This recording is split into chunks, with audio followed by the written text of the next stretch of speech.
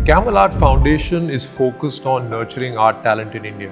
As part of this initiative, we go across the country through various regions, inviting students from various art colleges in an art camp.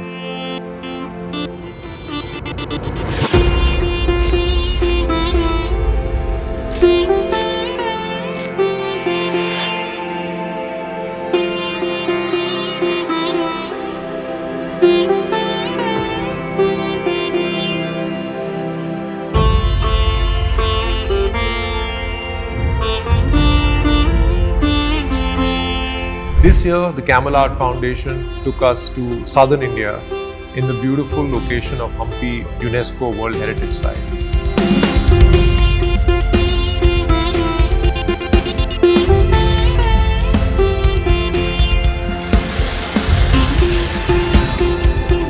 Camel Art Foundation this year has been a very inspirational program with students being exposed to the lovely environment in Hampi, being exposed to various masterclasses from some of India's greatest art teachers.